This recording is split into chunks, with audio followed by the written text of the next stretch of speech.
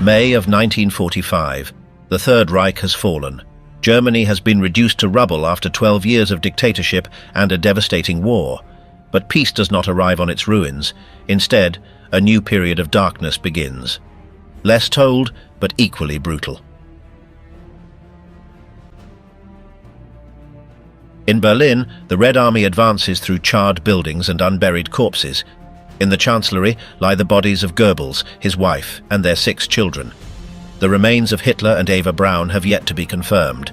The resistance has collapsed, but the violence continues. Food lines guarded with weapons become scenes of repression.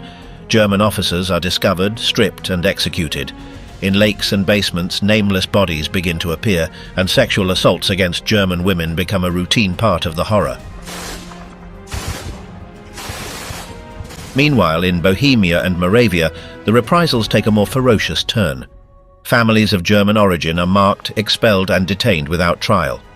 Schools and stadiums are turned into centers of humiliation, beatings, and executions. Age and personal history do not matter. Being German is enough. The first days of the new order in Berlin. On May 2, 1945, after weeks of street fighting, General Helmuth Weidling signed the surrender of Berlin. The capital had been reduced to rubble. Of the 150,000 residences in the city centre, only 18,000 remained standing. More than 30,000 had been completely destroyed.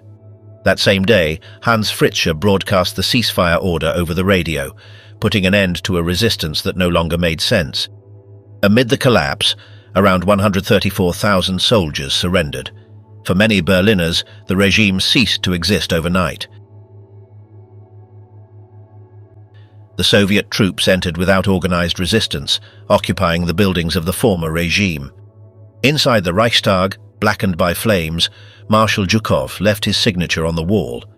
Near the Chancellery, counterintelligence agents found the bodies of Joseph Goebbels, his wife, and their 6 children. The remains of Hitler and Eva Braun had still not been identified. In Tiergarten Park, among shattered trees, lay the corpses of soldiers and zoo animals. In the flak tower, used as a last-minute refuge, bodies, blood-stained uniforms, empty bottles and scattered papers piled up on the floor. After the final fall of the city, looting intensified day by day. Houses were raided by soldiers searching for food, valuables or reusable clothing. Whatever they could not carry, they destroyed without hesitation. Smashed display cases, burned furniture, and fires set without apparent reason created a chaotic landscape. At first, many feared the Americans. They soon realized that the most immediate threat was already inside their own homes. In Neukölln, sexual assaults began even before the official end of the fighting. It is estimated that around 20,000 women were raped in Berlin alone, although the actual number was likely much higher. There was no clear pattern among the victims. Some were hidden in attics or basements. Others agreed to live with a single soldier to avoid being attacked by many. There were also those who sought protection from Red Army officers, accepting their presence in exchange for a limited and fragile sense of safety. Over time, infections spread uncontrollably, fueled by the lack of medicine. Unwanted pregnancies increased. Some children were handed over to institutions, others did not survive. By mid-1946, it was estimated that between 150,000 and 200,000 children had been conceived during the occupation. Many women were unable to recover, not only because of the assault itself, but because of the stigma that followed the silence. On May 8th, while the final surrender was being signed in Karlshorst and officers toasted with wine requisitioned from the Hotel Adlon, much of Berlin still had no water or bread. The gunfire fired in celebration of victory caused panic in several districts. The population believed the war was starting again. That same day, the first exiled German communists arrived from Moscow, led by Walter Ulbricht. Their priority was not to assist civilians, but to establish structures, distribute positions, and ensure political control from the outset. In the face of abuses, They chose silence. Showing emotion, even in the face of others' suffering, was seen as an ideological weakness. Administrative purging was enforced without the need for trials. Those who had been linked to the former regime were removed from their positions. Many businesses closed. Properties were confiscated. Former members of the Nazi Party were excluded from the distribution system. Some were assigned to cleaning or rubble clearing tasks with no rest and no tools. In Wannsee, denunciations became a form of currency. A single accusation was enough to be arrested. One of the most common punishments was Schippen, prolonged physical labor under guard, without breaks or consideration. In the absence of men, women took over the task of reconstruction. The so-called Trümmerfrauen, rubble women, formed human chains to clear debris, salvage reusable bricks, or unblock obstructed streets. Many had recently been victims themselves and worked in silence, without help or recognition. Hunger, meanwhile, dictated new rules. Ration cards were distributed based on the type of work or family connections, leaving many excluded from even the minimum provisions. The black market grew in parallel. A piece of meat could cost weeks' worth of wages. In vacant lots and parks, people collected roots and any edible plants. Milk disappeared. Some women begged for a bottle and received no response. In the lakes, the bodies of unidentified women began to appear. Some had been assaulted, others simply no longer wished to continue living. Due to the lack of coffins, they were buried however possible, wrapped in blankets or placed on makeshift planks. Searching through soldiers' trash became a daily routine. A squeezed lemon or half a pudding could mean one more day of life. Even women working in military kitchens were forbidden to bring leftovers home to their children. If they did, they were punished. At the same time, more than 3,000 homes were expropriated, regardless of the history of their former owners. Some of the previous female residents, stripped of everything, ended up serving in the households of those now protected under the new occupiers. In the months that followed, the former concentration camps began to be reused. Auschwitz, Sachsenhausen, Buchenwald, Bergen-Belsen and Dachau were taken over by Allied forces. The Soviets established detention centers in the very same places where millions had previously died. In Dachau, American troops found thousands of corpses piled up. Shortly thereafter, tension erupted when one of the SS guards pointed his weapon. Several soldiers returned fire. According to witnesses, some inmates joined in the reprisal. At least 40 members of the camp staff were killed without trial or oversight. President Roosevelt had already predicted it. The Germans deserved only soup for breakfast, lunch and dinner. Churchill, for his part, said it was necessary to force-feed the Polish goose until it dies of indigestion. In that atmosphere, the occupation was neither moderate nor just. The image of the liberator, so present in public discourse, stood in stark contrast to what was happening in the shadows. Not even children escaped the consequences. In Vienna, the Soviet monument was nicknamed the Unknown Rapists Monument. The Red Army consumed alcohol and hunted for women. Sometimes, without explanation, children were given a cookie, a smile, or an unexpected gesture. In 1946, 1 out of every 6 children born out of wedlock had a Soviet father. The Forgotten Revenge, the German hell in Bohemia and Moravia. While Berlin burned among the ruins, a wave of reprisals was unleashed in the former protectorate of Bohemia and Moravia. For 7 years, Czechs and Slovaks had lived under an occupation that treated them as inferiors. Since 1939, they had endured the shutdown of their institutions, the confiscation of their lands, and the Germanization of their cities. Znaim and Brno saw their German populations artificially multiplied after 1938 as part of a plan to consolidate Nazi rule. Thousands of agricultural properties changed hands, leaving tens of thousands of Czechs homeless. In April of 1945, even while the war was still ongoing, caravans began to attempt the retreat of German settlers toward the Sudetenland, but it was already too late. The number of Germans in the region had grown with evacuees from the east and refugees from Silesia and Slovakia. More than 2 million people were seeking refuge in a land that was now turning hostile.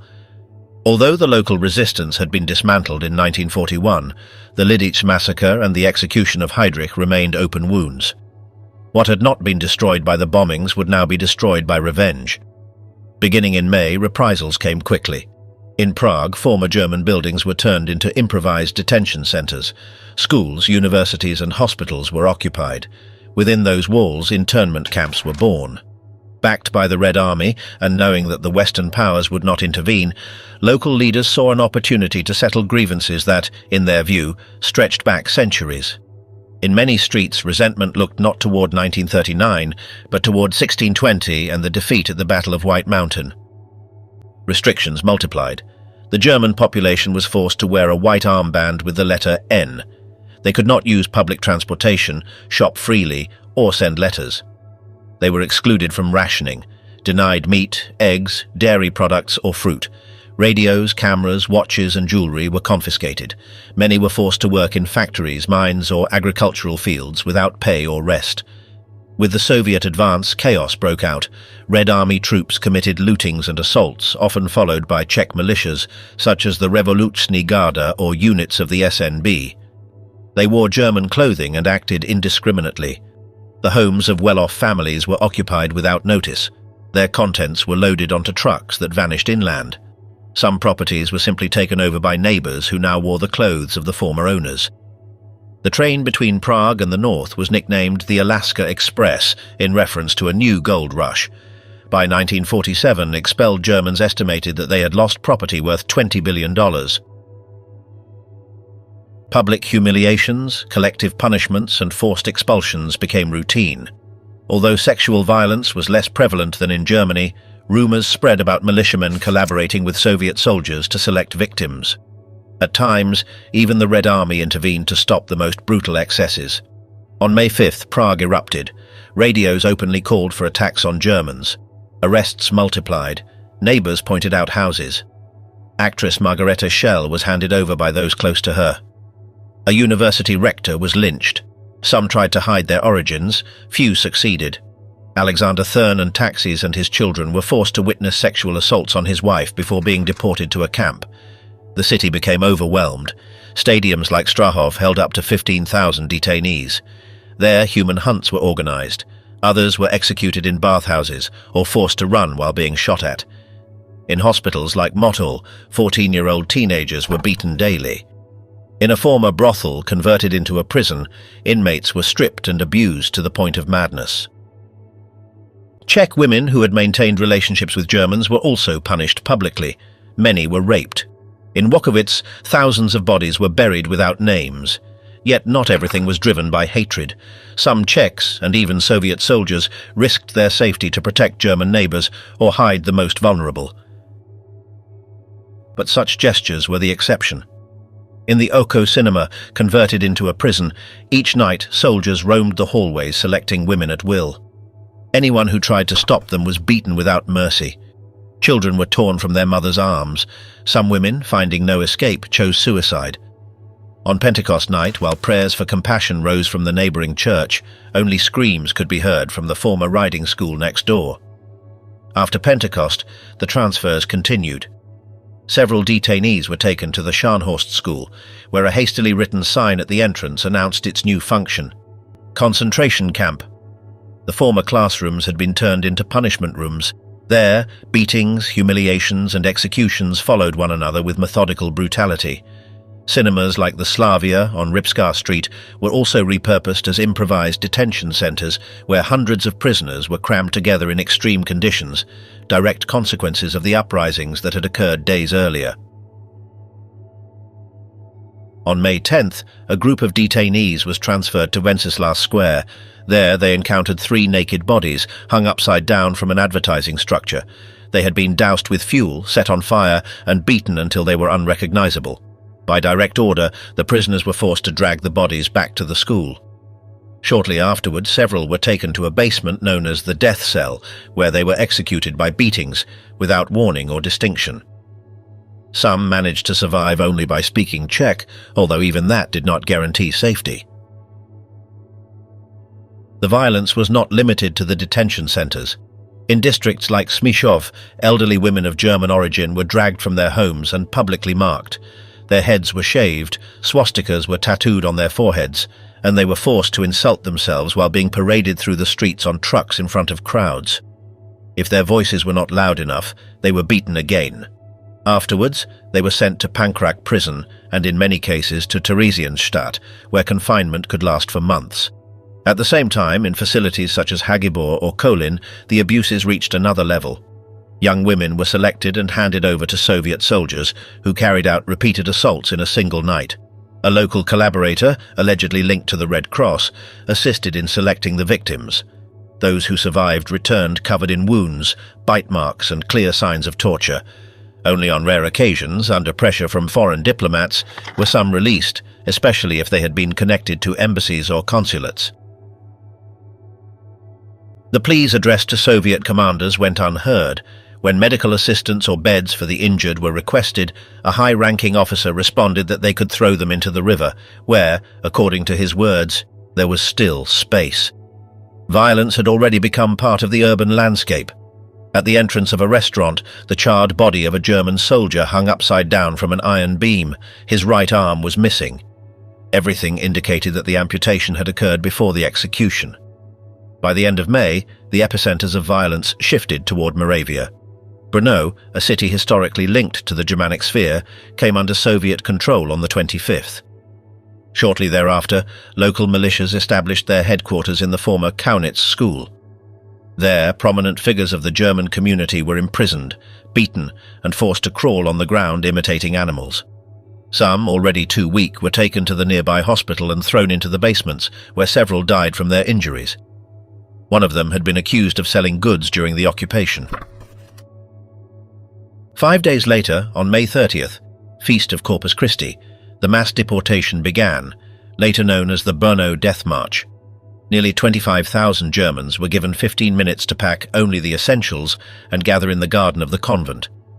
There they spent the night under armed guard.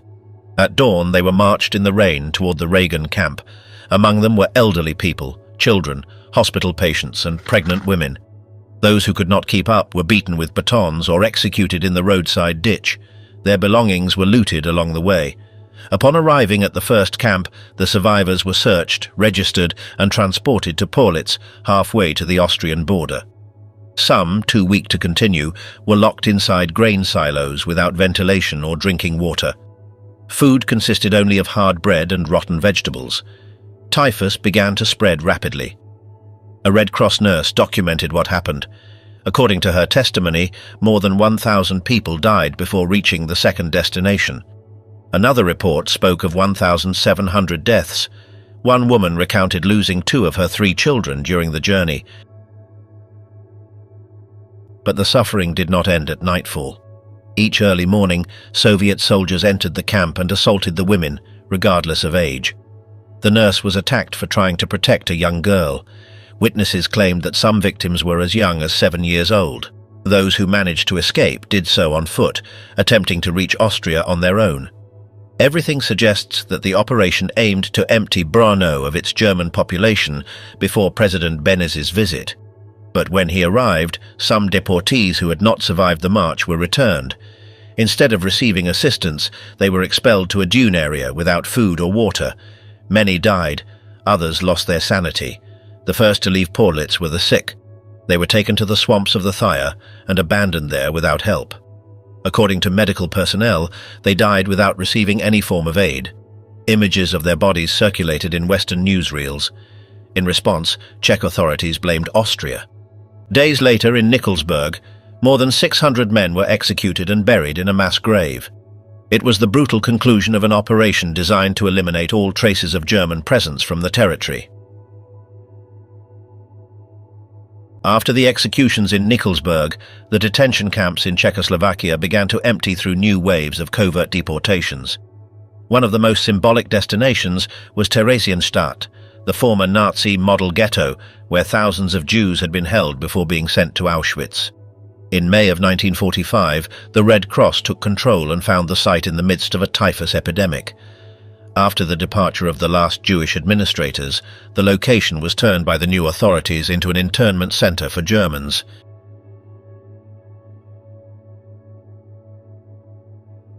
On May 24th, 600 people arrived from Prague. Men, women, miners and Red Cross nurses. They were taken to the small fortress, used under Nazism as a political prison and now controlled by Czech militiamen. As soon as they crossed the entry tunnel, the assaults began. Those who fell were immediately finished off. In the courtyard, the survivors had to walk through a gauntlet of beatings. Some did not make it to the end. Testimonies identified former prisoners of the Reich as responsible for the new system.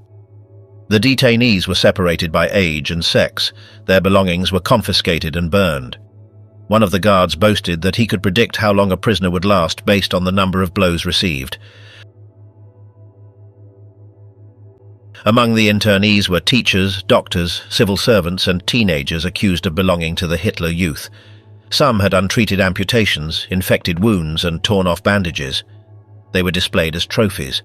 Anyone who tried to help them was threatened. An improvised infirmary was set up in the camp's former cinema to isolate those infected with typhus. There, some medicines seized from the ghetto were still stored. Children under 12 were housed in a separate wing. During the first days, the press was allowed access. The children were shown playing or hanging clothes, repeating the previous propaganda narrative. But with the arrival of winter, that space became a freezing trap. The guards claimed that all internees were criminals or direct relatives of the SS, even the youngest ones. Among them were 90-year-old women, blind individuals transferred from Aussig, and people who were immobilized. With the arrival of a new commander, some of the torture ceased, although overall conditions barely improved. While the trains with deportees moved away from Moravia, the most visible reprisals began in Prague. On the walls of Pankrac prison, dozens of Germans and collaborators were publicly executed before crowds. On one day alone, up to 50,000 people attended the hangings. Some children climbed onto cars to get a better view. After each execution, applause erupted. The condemned included former Reich officials, German Czech judges, doctors, and members of the Sudeten Party. Cultural sympathizers and interwar diplomats were also executed. Some, like the chief of police of Prague, died of starvation before ever reaching trial. In that same prison was held Karl Löwenstein, a German Jew accused of collaborating with the Nazis in Theresienstadt. He had served in the internal police, but multiple testimonies confirmed that he had tried to protect other inmates. Despite this, he remained imprisoned for 15 months, sharing a cell with members of the SS. The hunger was so extreme that prisoners ate grass and garbage.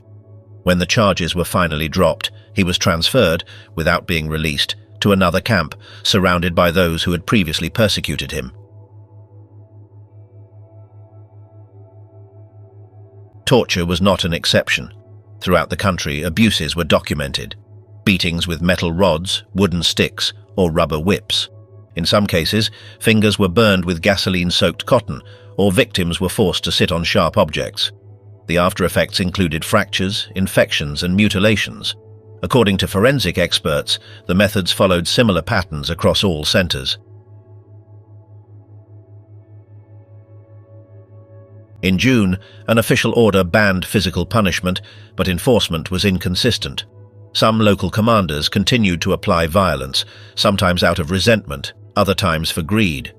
There were, however, exceptions. Certain perpetrators were brought to trial. One of the most notorious was identified years later in Germany while attempting to sell gold teeth.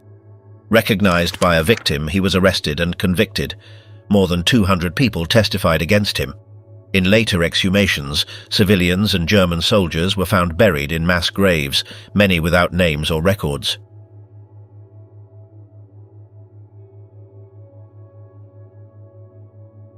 As the detention centers emptied and mass deportations advanced, a new phase began in the so-called orderly transfer to Germany and Austria.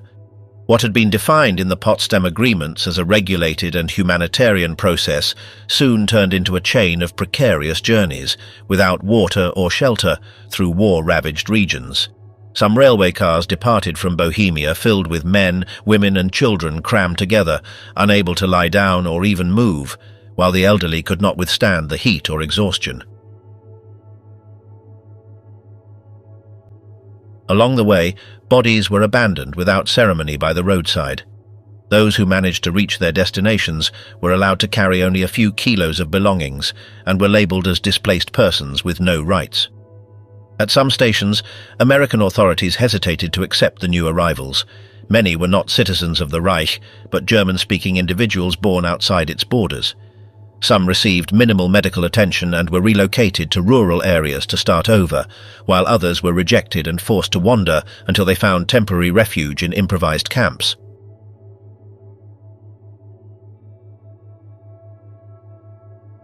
Not everyone shared the same fate. Hundreds of detainees remained imprisoned in facilities such as Murau, a medieval fortress previously used by the Nazis to isolate tuberculosis patients. There, overcrowding persisted, and judicial processes were little more than formalities. People's courts handed down summary sentences ranging from years of forced labor to execution. The atmosphere evoked the trials of the Reich, but with the roles reversed. In some cases, trials lasted no more than 10 minutes, and the verdicts were read with no opportunity for defense.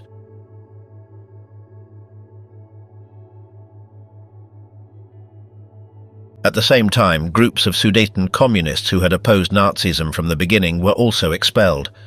The authorities deemed them Germanized, and their ideological loyalty had not been enough to spare them from exile. Only in their case were efforts made to follow certain guidelines of the Potsdam Plan, with more controlled departures, numbered trains, and health inspections. However, these were the exceptions. The vast majority of expulsions, especially those carried out during the summer of 1946, followed a different logic. Train cars packed to the limit, convoys of individuals without supplies or clear destinations, and unburied bodies at intermediate stations.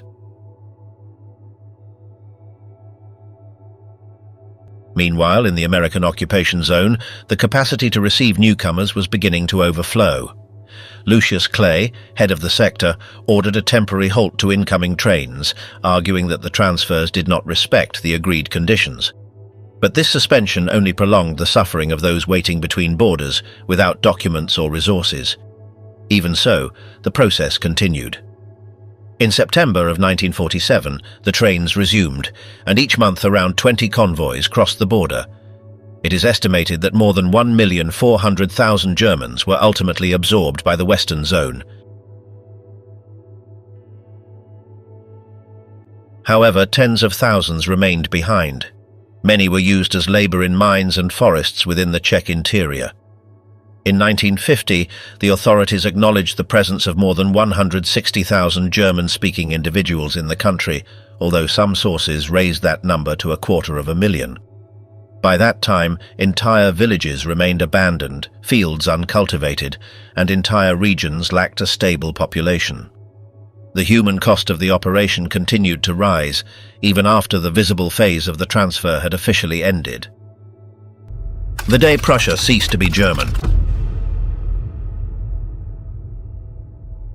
With the expulsions already underway in Czechoslovakia, events in the former Reich territories to the north were advancing under a different logic. In East Prussia and Pomerania, the retreat of the Wehrmacht had left a vacuum first filled by the Soviets, and later by Polish authorities who acted swiftly. Among the first structures created was the Milice, an improvised force between militia and police, composed of young men who in many cases had suffered under the German occupation. Their motivation came not from a sense of order, but from a desire for revenge. In just a few weeks, these units assumed roles of surveillance and punishment. The Soviets delegated to them the task of registering homes, detaining the remaining Germans, and organizing the first deportations. Women, the elderly and children were sent toward the border. Able-bodied men were recruited for forced labor. In towns like Glowitz, the transformation was immediate. Shops changed hands, the German Reichsmark was replaced by the Zloty, and the official language was no longer German. For those who remained, the image of the new power evoked a reversal of the old Nazi regime, with the roles now inverted. Confusion deepened with the arrival of autumn. In eastern Pomerania, many civilians did not know whether their region had been formally ceded to Poland or still remained under German jurisdiction. That uncertainty added to the lack of resources. The account of Käthe von Norman, a member of the Prussian aristocracy, captures this decline. Each night, she gathered her children to pray for their missing father while enduring the cold in worn-out clothing and inadequate footwear. Meanwhile, thousands of Poles displaced by the Soviet expansion beyond the Bug River arrived to occupy those very same homes. They had been stripped of their villages and were now assigned properties confiscated from Germans, distributed by relocation offices set up in Breslau. On the 6th of July, just before the start of the Potsdam Conference, the first organized expulsions began from the city. Many of those who remained were employed in marginal tasks, clearing rubble, burying bodies, or removing mines. However, there were no guarantees even for the newcomers. Some, despite having been victims of the Nazi regime, were sent by Soviet authorities to the mines of Waldenburg. The new regime did not correct the previous abuses, it initiated new ones. As the summer of 1945 progressed, the deportations ceased to be local decisions. They now formed part of a systematic transformation of the human landscape of Eastern Europe. Trains loaded with displaced persons crossed the former borders of the Reich, while on the ground the decisions of Potsdam were being implemented without restraint. In places like Breslau, renamed Rockwar, the German identity was erased, street by street. The elimination of the German clergy illustrated this process. On the 15th of May, the Bishop of Katowice informed the chapter of Breslau that Poland would not admit ethnic minorities. In August, Cardinal Hlond decreed the official expulsion of the German clergy. Archives, dioceses, and even religious relics were replaced by institutions transferred from the East. The remaining parish priests, such as Helmut Richter, were given instructions in a language they barely understood. Shortly thereafter, Joachim Conrad officiated the last German-language Mass at the Elisabethkirche. The universality of the Church gave way to the logic of nationalism. Danzig experienced this process even earlier. In July, German clerics were forced to leave the city. Although the liturgies were still conducted in Latin, the surrounding conditions left little room for continuity. The local bishop, who attempted to defend those born there as not belonging to the Reich, was ignored. For the new authorities, any connection to Germanness had to disappear. Monastic orders were no exception. In the monastery of Grusau, only one Tyrolean monk was allowed to remain. The rest were expelled without hesitation. By the end of 1945, the semi-destroyed streets of Breslau were still populated by hundreds of thousands of German speakers, but the continuous arrival of Polish settlers accelerated a demographic replacement that, in less than a year, completely altered the balance. By the spring of 1946, the newly arrived population outnumbered the previous inhabitants. The routes from Silesia converged on Breslau, causing growing overcrowding. The seizure of homes by new residents became common, while the aid system could not even cover its own people. The food shortage became critical. Infant mortality soared, and it is estimated that almost all children born during that winter died. The suicide rate increased, contained only by restrictions on household gas. Essential goods were traded through bartering, a full dress for some butter. The black market flourished among those who still possessed anything of value. The new currency, the zloty, replaced the Reichsmark with an arbitrary exchange rate, complicating daily transactions. Amid this scenario, some survived as best they could. Friedhelm Mondwerf, a German boy, sang to Russian soldiers in exchange for a slice of bread. Others risked entering mined orchards just to pick some fruit. Resentment also left its mark. One priest described the new neighbors as heavy drinkers, others accused them of using bathtubs as pigsties. Meanwhile, the expulsions continued. Entire families were crammed into windowless basements, where disease spread rapidly. In the words of Helmut Richter, a Polish nurse who administered carbolic acid to children with typhus, summarized the logic of the time. They were going to die anyway. Under Soviet rule, the ecclesiastical structure in Silesia began to collapse, not only due to direct violence, but also as a result of the gradual dismantling of its institutions. In traditionally Catholic regions, churches ceased to be sacred spaces and became targets of desecration. In Preußisch Kramen, religious statues were mutilated and altars desecrated, while parish priests, when not deported, were placed under surveillance or replaced by clergy aligned with the new regime. In Klosterbruck, the situation took on a particularly brutal character. In early 1945, the convent was providing refuge for nuns, priests, and some civilians. Outside, the streets were dominated by chaos. Refusing to submit meant immediate execution. Inside the chapel, the atmosphere was fragile. Some officers showed isolated gestures of humanity, while others acted with unrestrained violence. Even during Lent, the nuns tried to disguise their age using ashes. Nothing prevented them from being assaulted. When Polish authorities entered in March, the German language was banned, and a few days later those who remained were subjected to new abuses. Medical care was denied on ethnic grounds. Finally, on the 25th of May, their expulsion was ordered. Something similar happened further west. In Schönkirch, Soviet forces repeatedly demanded food, alcohol, or female companionship. The local population responded as best they could, improvising stills to produce liquor, which sometimes allowed them to recover animals or tools temporarily. However, these goods were often confiscated again. In Hindenburg, the new arrivals reimposed the old Polish name and confiscated what the Russians had not already destroyed. Some Germans chose to fake another identity in order to keep their homes. The forced departures were not a one-time event. They were organized in waves, extending until 1947. Further south, Dr. Theophil Peters was initially able to remain in place thanks to his medical knowledge. Soldiers showed their gratitude with basic goods, but on the 2nd of October, he was notified of his forced relocation. His tools were seized by the state. On the convoy that carried him across Silesia for nearly 2 weeks, several passengers died due to lack of medical assistance. By the time they reached the outskirts of Görlitz, most of the travelers no longer had the strength to walk. Before crossing, they were subjected to one final inspection. Peters, assigned to handle the corpses, transported them to the Neisse River using an improvised cart. Amid this process, the inhabitants of Upper Silesia were labelled as autochthonous.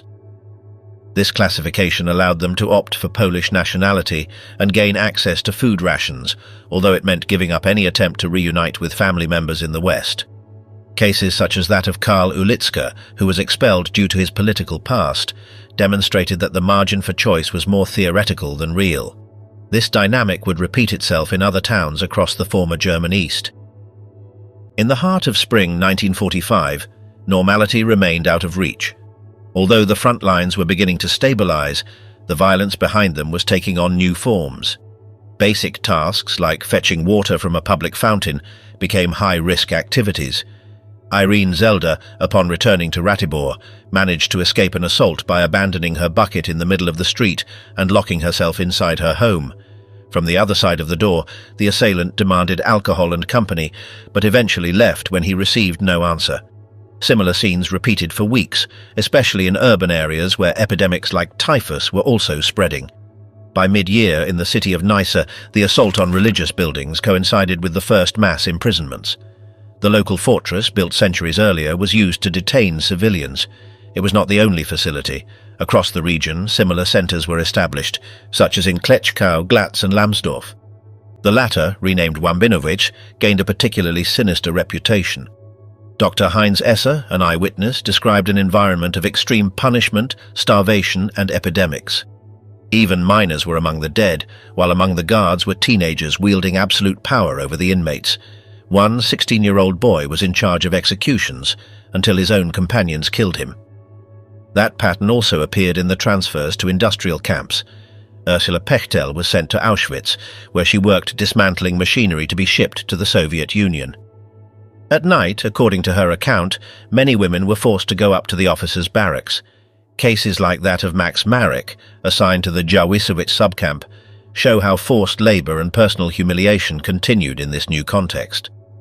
The behavior of the occupiers in Beuthen, the northernmost city, did not follow a uniform pattern. Some soldiers offered food to children and even let them ride in their trucks. There were also absurd moments, like a failed attempt to ride a bicycle, followed by the rider attacking the bike in frustration. One soldier expressed his bewilderment about the war. "In your country, you have more than we do in our whole village. Why fight?" That logic extended to former Eastern Pomerania. On the von Krokow family estates, the former workers took over the management of the land. Meanwhile, the last remaining nobles were being concentrated in prisons, such as the one in Stolp. Jesko von Puttkamer, for example, was confined to a cell without beds or food, relying on his stepdaughter's journeys to bring him bread. The atmosphere of scarcity also affected food supplies. Mrs. von Norman had to reserve milk and butter for the local mayor. Whatever little was left went to her family. Even so, her situation was less desperate than that of those living in the cities, where mothers stopped receiving milk and minor infractions were punished with imprisonment or public humiliation. The denazification of Germany. Under American administration, material conditions did not reach the levels of devastation observed in the East, but daily life remained marked by scarcity, political uncertainty, and a controversial reconstruction.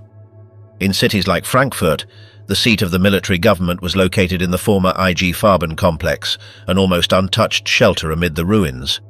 There, high-ranking officers enjoyed lunches with venison and Burgundy wine, while local residents scavenged tree branches from the rubble to heat their homes. Soon, the building earned the nickname GI Farben House, a symbol of the imposed hierarchy and the vast gap between victors and vanquished. In the summer of 1945, the American command passed to General Lucius Clay, whose vision for the post-war period contrasted with the original proposals of the Morgenthau Plan. Clay saw the revitalization of German industry as essential to containing communism. His reports to Washington emphasized the occupation as a propaganda tool. The capitalist model had to be presented as the only path to prosperity, in contrast to the Soviet yoke. However, this strategy encountered local resistance when it came to appointing civilian authorities. In the absence of leaders completely untainted by Nazism, the selection of officials often fell to parish priests or former councillors, with prior membership in the NSDAP not necessarily being an obstacle. In more than a few towns, former Nazi-affiliated mayors rebuilt municipal councils with an even larger majority than they had held before 1945. This practical rehabilitation sparked immediate protests. How could a democratic society be built if those who had been part of the repressive apparatus retained real power? Interpreters and intelligence agents played a similarly controversial role. Many were Central European Jews who had emigrated before the conflict, or their American-born descendants. Their fluency in the language was indispensable, but their personal ties to Germany bred suspicion. One case involved an officer who, upon arriving in Bavaria, secretly visited his parents living there, fueling rumors of divided loyalties.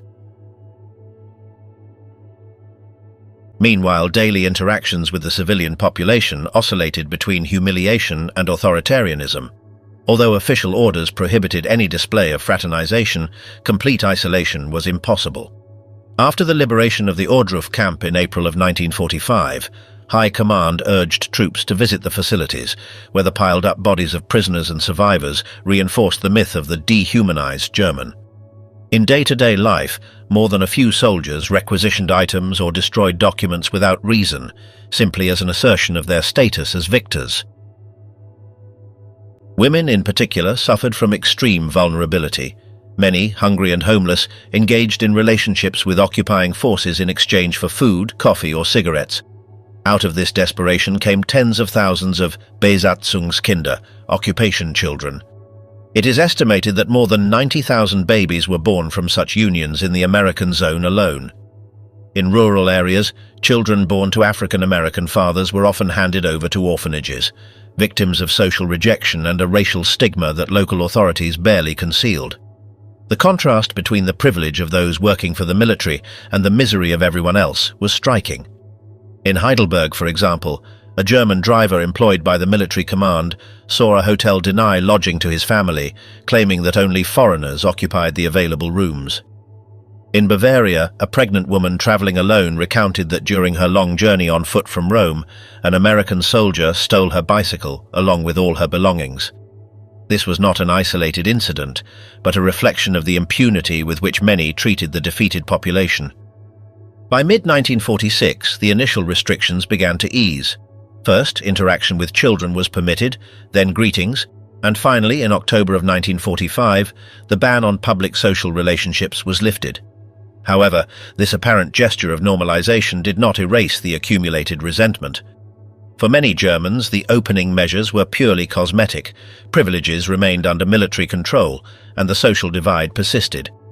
In this atmosphere of scarcity, initiatives emerged aimed at winning hearts and minds.